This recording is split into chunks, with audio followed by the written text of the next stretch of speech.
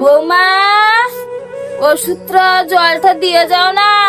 বুড়িটা মরেও না, ঝালা পালা করে খেলো। কি হয়েছে কি? বৌমা, আমার ওষুধটা জলটা দিয়ে যাও না। আমি ওষুধ টষুধ দিতে পারবো না, বয়স হয়েছে, বুড়িটা মরেও না।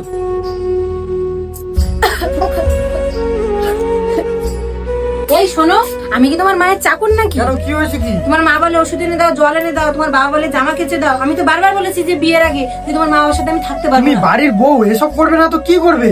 আর এখন মায়ের শরীর খারাপ। আজ তোমাকে একটা সিদ্ধান্ত নিতেই হবে, হয় তুমি তোমার মা বাবার সাথে থাকবে, নাহলে আমাকে নিয়ে আলাদা থাকবে। তুমি আজ আমাকে আমার জন্মদাতা বাবা মাকে ছাড়ার কথা বলছো? আমি যদি ওদেরকে ছেড়ে চলে যাই, ওদেরকে এই বৃদ্ধ বয়সে কে দেখবে? আমি ওসব কিছু শুনতে চাই না। তুমি যদি আমার কথা না শোনো, আমি আজই এ বাড়ি ছেড়ে চলে যাবো।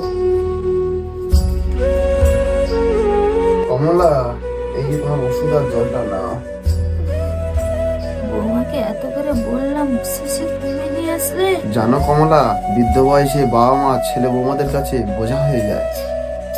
বাবা, আরে খোকা, কিছু বলবি? কি করে যে বলি, আসলে বাবা তোমাদের বৌমা তোমাদের সঙ্গে থাকতে চাইছে না। বাবা, এত কষ্ট করে যে তোকে মানুষ করলাম, তুই এই বৃদ্ধ বয়সে আমাদেরকে ছেড়ে চলে যাবি? মা, আমি যদি তোমাদের সাথে থাকি, তোমার বৌমা বলেছে আমার সাথে থাকবে না। এখন আমি কি করব তোমরাই বলো। আমাদেরকে নিয়ে তুই ভাবিস না, সন্তানের সুখেই তো বাবা মায়ের সুখ। আমাদের জন্য তোর সংসারটা ভেঙে যাবে তা কিন্তু আমরা চাই না। বৌমা যখন আমাদের সাথে থাকতে চাইছে না, তুই বৌমাকে নিয়ে অন্য কোথাও আলাদা হয়ে সুখেই থাক। আমাদের বয়স হয়েছে, যেভাবে হোক চলেই যাবে। কি বলো কমলা? হ্যাঁ হ্যাঁ, তুমি ঠিকই বলেছো। না না না, কাঁদে না, কাঁদে না, কাঁদে না, চুপ চুপ চুপ। কি গো, তুমি এইভাবে মন খারাপ করে বসে আছো কেন?